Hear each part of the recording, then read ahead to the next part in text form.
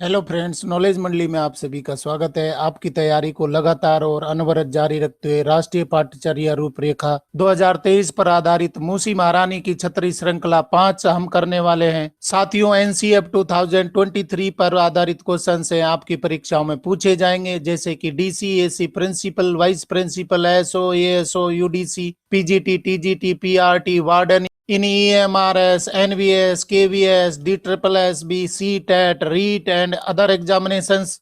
NCF 2023 पर आधारित मूसी महारानी की छतरी सीरीज बिल्कुल ही एक नायाब पहल है, जिसमें नेशनल करिकुलम फ्रेमवर्क पर आधारित जितने भी प्रकार के क्वेश्चंस हैं वो सभी लाए जाएंगे। अभी तक हम 4 सीरीज कंप्लीट कर चुके हैं।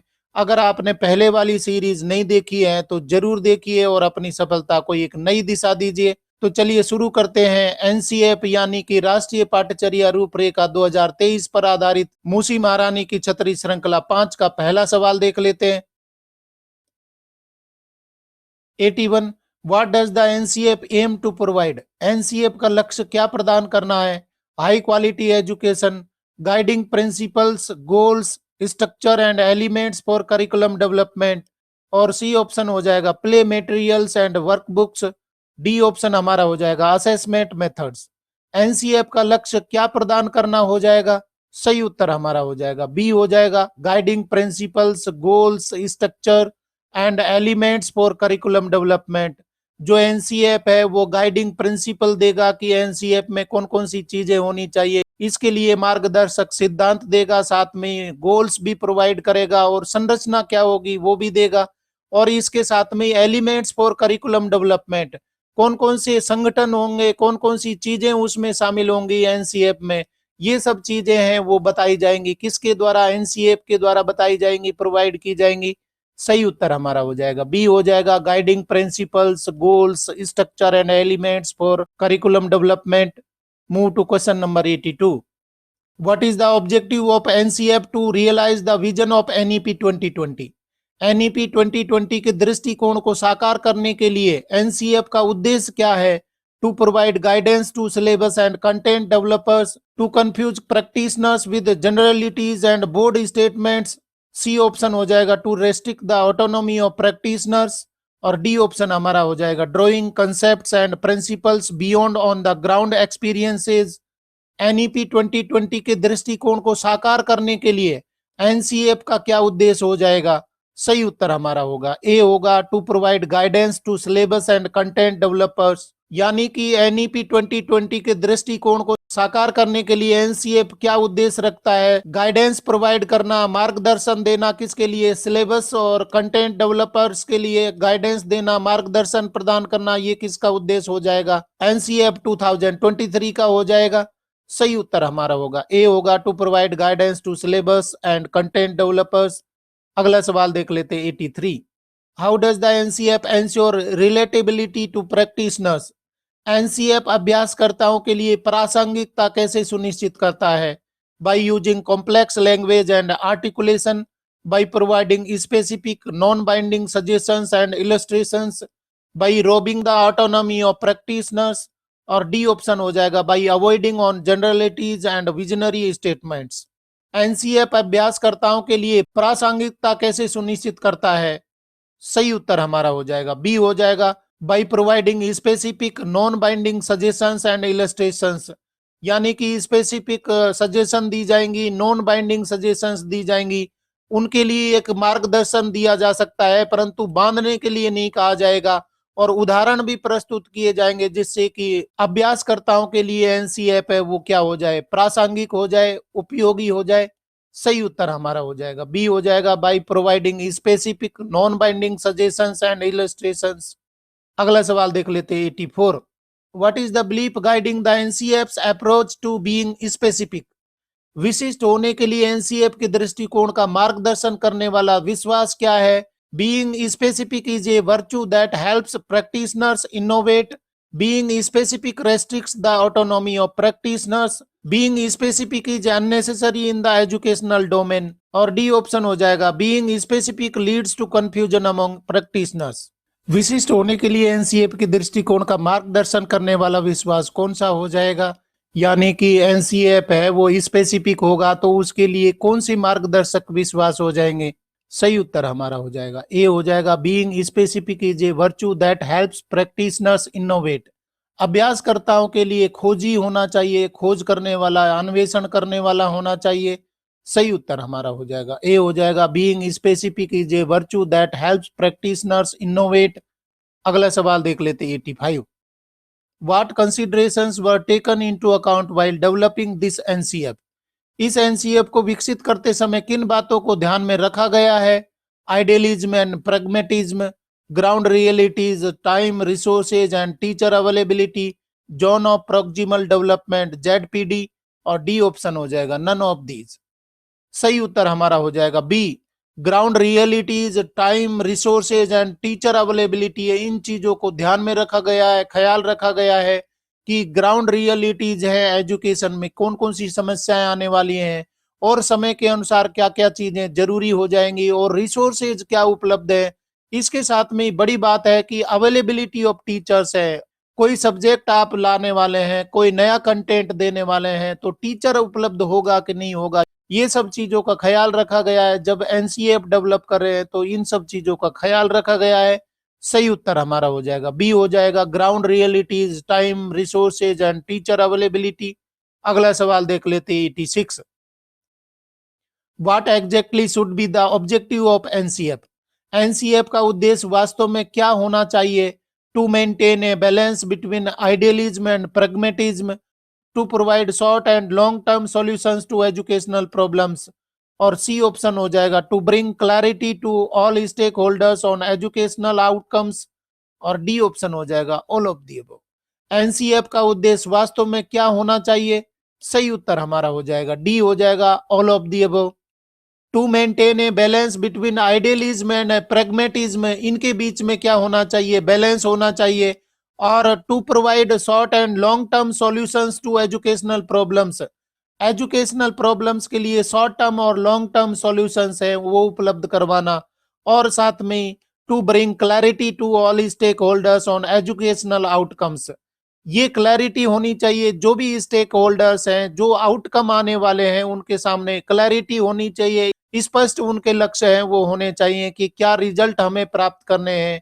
तो ये सब चीजों के लिए वास्तव में क्या होना चाहिए? उद्देश्य होना चाहिए एनसीएफ का। सही उत्तर हमारा हो जाएगा डी हो जाएगा ऑल ऑफ दी वो। डियर फ्रेंड्स, क्वेश्चन पसंद आ रहे हैं तो लाइक बटन दबाइए। नया सवाल देख लेते हैं 87। How can schools nurture and value the natural environment? School प्राकृतिक पर्यावरण का पोषण और महत्व कैसे कर सकते हैं?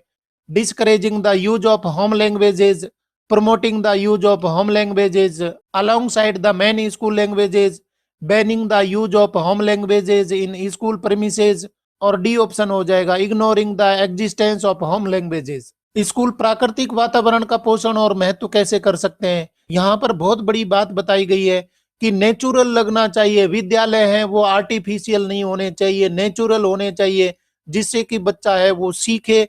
तो उसको नेचुरल इन्वायरमेंट देना है तो क्या होना चाहिए? सही उत्तर यहाँ पर हो जाएगा बी हो जाएगा, promoting the use of home languages along side the main school languages. जो विद्यालय का वातावरण है उसको प्राकृतिक बनाना है तो आपको क्या करना होगा? होम लैंग्वेजेज है, लोकल लैंग्वेजेज है या मदर टंग है, उसको स्कूल की लैंग्वेज में बढ़ावा देना होगा।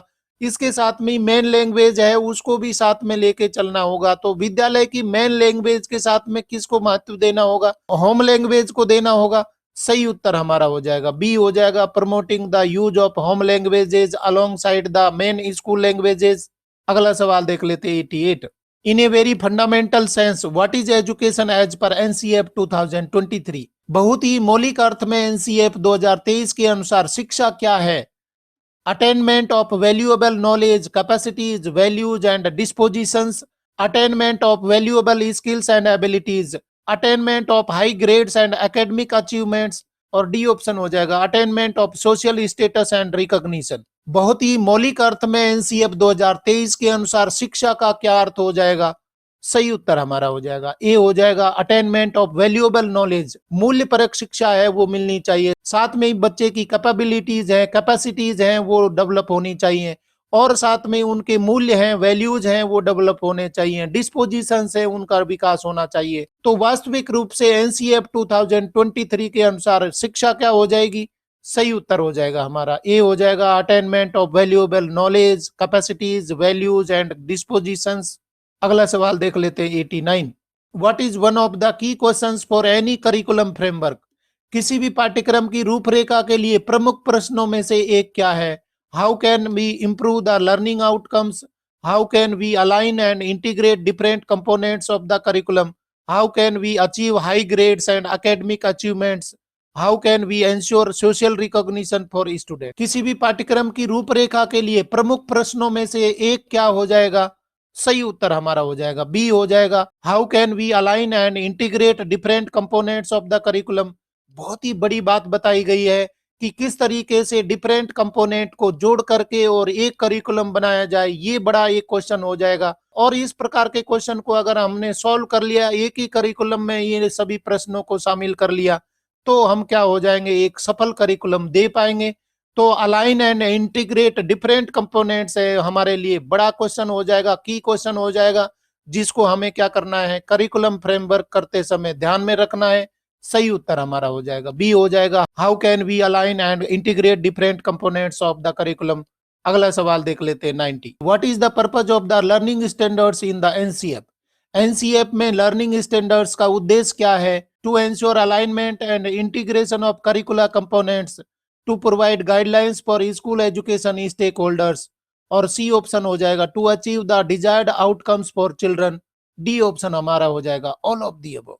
सही उत्तर हमारा होगा D, all of the above. NCF में लर्निंग स्टैंडर्ड्स का उद्देश्य क्या हो जाएगा? लर्निंग स्टैंडर्ड्स बनाए गए हैं एनसीएफ में, तो उनका क्या उद्देश्य हो जाएगा? यहाँ पर उद्देश्य बताए गए हैं to ensure alignment and integration of curricular components है, जो करिकुलम के कंपोनेंट है, एलिमेंट है, उनको अलाइन करना और इंटीग्रेट करना, जोड़ करके और समावेशन करना, ये लर्निंग स्टैंडर्ड्स का उद्देश्य हो जाएगा। इसके साथ में to provide guidelines for school education stakeholders है, उनको गाइडलाइंस देने के लिए ये उद्देश्य रखे गए हैं। और सी ऑप्शन में बताया गया है to achieve the desired outcomes for children. ये बहुत बड़ी बात बताई गई है कि लर्निंग स्टैंडर्ड्स है वो किसके लिए बनाए गए हैं, कि बच्चों के जो अपेक्षित आउटकम है वो आने चाहिए, इसके लिए लर्निंग आउटकम्स हैं वो बनाए गए हैं।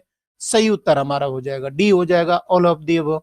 डियर फ्रेंड्स, क्वेश्चन पसंद आ रहे हैं तो अपने मित्रों को भी बताइए। नॉलेज मंडली ने आपके सिलेबस को चारों ओर से घेरने के लिए बवंडर प्लान बनाया हुआ है, जिसमें सर्विस रूल्स है, इसके साथ में एकेडमिक पार्ट और पेपर का जनरल पार्ट भी करवाया जा रहा है। अगर आपने बवंडर प्लान के वीडियो नहीं देखे तो जरूर देखिए और अपनी सफलता को एक नई दिशा दीजिए।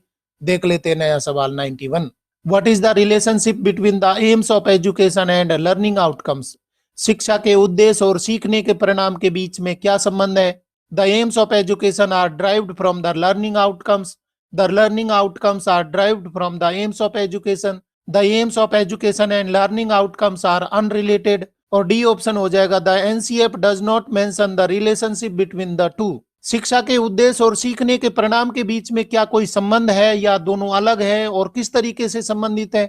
सही उत्तर यहाँ पर हो जाएगा बी हो जाएगा, the learning outcomes are derived from the aims of education. बहुत बड़ी बात बताई गई है, जो शिक्षा के उद्देश्य है, शिक्षा के उद्देश्य है उनको पूरा करेंगे। कैसे पूरा कर सकते हैं? लर्निंग आउटकम्स के रूप में परिणाम आपको मिलेंगे, तो एम्स है वो भी पूरे हो जाएंगे। तो लर्निंग आउटकम्स है वो कहाँ से आए हैं? एम्स ऑफ एजुकेशन से आए हैं। अगर आपने लर्निंग आउटकम्स प्राप्त कर लिए, इसका मतलब है शिक्षा के उद्देश्य हैं आपके पूर्ण हो गए। सही उत्तर हमारा हो जाएगा बी हो जाएगा, the learning outcomes are derived from the aims of education. नया सवाल देख लेते हैं 92। Who should pay the greatest attention to the learning standards? सीखने के मानकों पर सबसे अधिक ध्यान किसे देना चाहिए? Teachers, parents, students, all stakeholders of school education. सीखने के मानकों पर यानी कि लर्निंग स्टैंडर्ड्स पर सबसे ज्यादा ध्यान किसे देना होगा? सही उत्तर हमारा हो जाएगा डी हो जाएगा, all stakeholders of school education. जो भी स्टेक होल्डर है उन सभी को ख्याल रखना होगा, ध्यान देना होगा, जिससे कि लर्निंग स्टैंडर्ड्स है उनके अनुसार बच्चों को शिक्षा दी जा सके। तो जो भी स्टेक होल्डर होगा उसको इसके लिए ख्याल रखना होगा, लर्निंग स्टैंडर्ड्स को ध्यान में रखना होगा। सही उत्तर हमारा हो जाएगा डी हो जाएगा, all stakeholders of school education. Move to question number 93। What are the broad aims of school education according to the NCF 2023? NCF 2023 के अनुसार स्कूली शिक्षा के व्यापक उद्देश्य क्या है?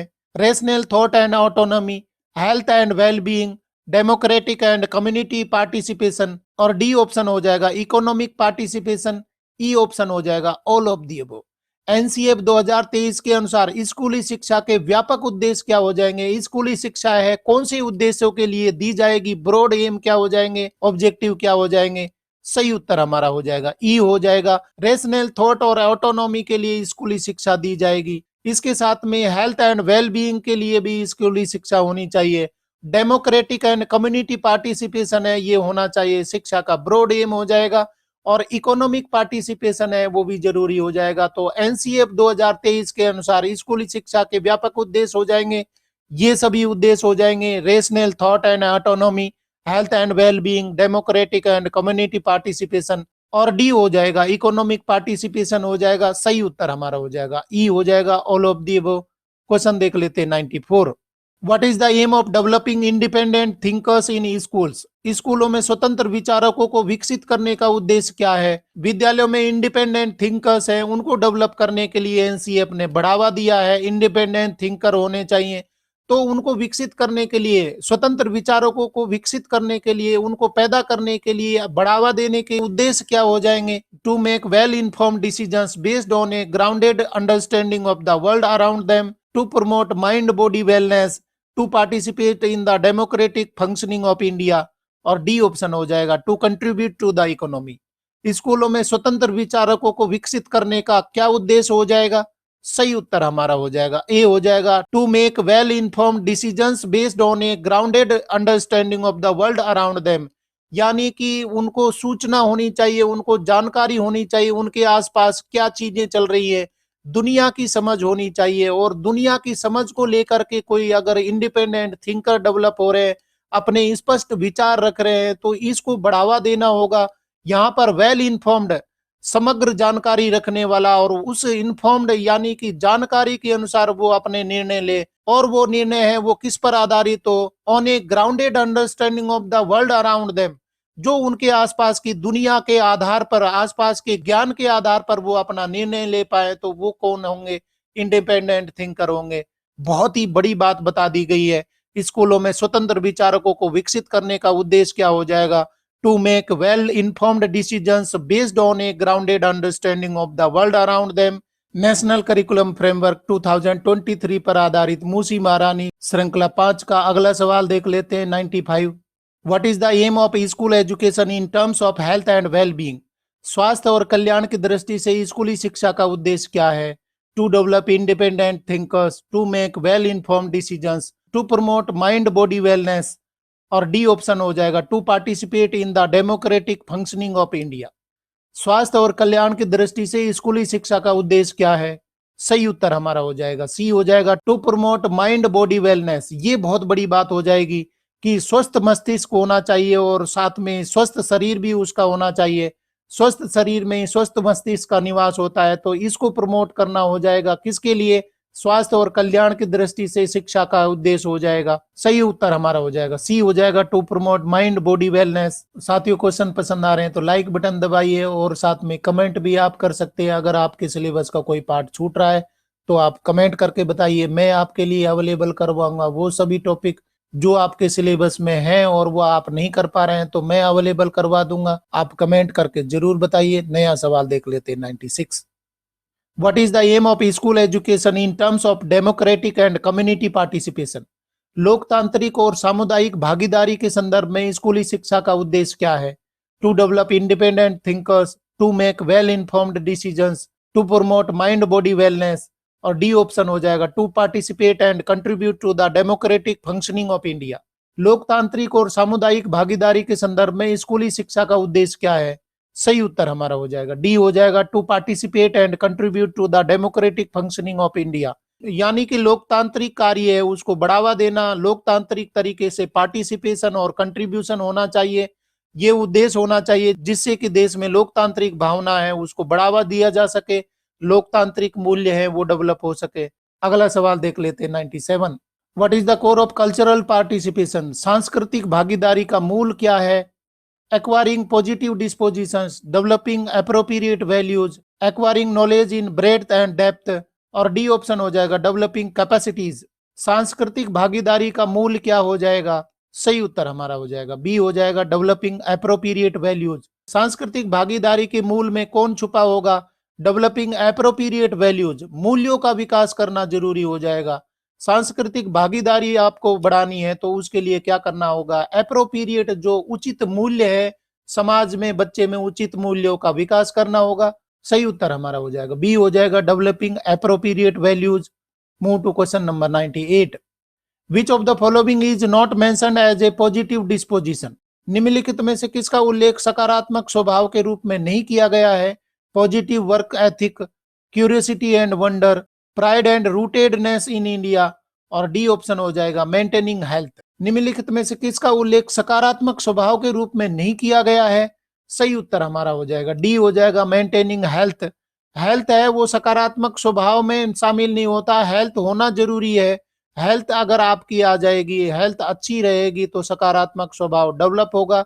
परंतु सकारात्मक स्वभाव के लिए कौन कौन सी चीजें जरूरी हो जाएंगी? पॉजिटिव वर्क एथिक होना जरूरी हो जाएगा, क्यूरियोसिटी और वंडर होना जरूरी हो जाएगा, pride and rootedness in India ये जरूरी हो जाएंगे। सकारात्मक स्वभाव आपको डेवलप करना है। परंतु मेंटेनिंग हेल्थ है, ये क्या है? सकारात्मक स्वभाव में नहीं आता, वो शारीरिक एक कंटेंट हो गया। शारीरिक कंटेंट है यानी कि स्वास्थ्य है, उससे सब चीजें आएंगी, परंतु स्वभाव में ये नहीं होता है। स्वास्थ्य और स्वभाव में अंतर होता है। स्वभाव के लिए आपको क्या चीजें चाहिए होंगी? पॉजिटिव वर्क एथिक आपको चाहिए होगा, साथ में क्यूरियोसिटी और वंडर डेवलप करने होंगे, प्राइड और रूटेडनेस इन इंडिया ये बनाना होगा, तब जाकर के आप सकारात्मक स्वभाव को विकसित कर सकते हैं। सही उत्तर हमारा हो जाएगा डी हो जाएगा, ये मेंटेनिंग हेल्थ है वो सकारात्मक स्वभाव में शामिल नहीं होती है। Move to question number 99। Who can act as role models to students in developing a nurturing school environment and culture, school के माहौल और संस्कृति को विकसित करने में छात्रों के लिए रोल मॉडल के रूप में कौन कार्य कर सकता है? Teachers, principles and other school functionaries, parents and guardians, community members, students themselves. School के माहौल और संस्कृति को विकसित करने के लिए छात्रों के रोल मॉडल कौन हो सकते हैं? सही उत्तर हमारा हो जाएगा ए हो जाएगा, टीचर्स हो सकते हैं, प्रिंसिपल्स हो सकते हैं, एंड अदर स्कूल फंक्शनरीज, जो भी विद्यालय में कार्य कर रहे हैं वो रोल मॉडल हो सकते हैं। टीचर हो सकते हैं, प्रिंसिपल हो सकते हैं, और दूसरे स्कूल में कार्य करने वाले कोई भी स्कूल फंक्शनरीज हो सकते हैं। सही उत्तर हमारा हो जाएगा ए हो जाएगा। नेशनल करिकुलम फ्रेमवर्क 2023 पर आधारित मूसी महारानी की छतरी श्रृंखला 5 का अंतिम सवाल देख लेते हैं। 100 how many curricular areas are mentioned in NCF 2023, NCF 2023 में कितने पाठचर्या क्षेत्रों का उल्लेख किया गया है? कौन कौन से करिकुलर एरियाज हैं जिनको मेंशन किया गया है, कंसीडर किया गया है एनसीएफ 2023 में? ऑप्शन हो जाएंगे 5, 6, 7, 8।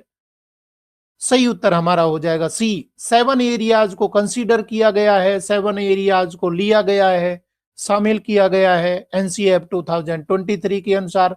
और नॉलेज मंडली आपको बता रहा है ये 7 एरियाज कौन कौन से हैं, सभी को देख लेते हैं वन बाय वन। कौन कौन से एरियाज हैं सभी को देख लेते हैं। सबसे पहला है लैंग्वेजेस, इसके बाद में mathematics, science, social science, art education, physical education, vocational education.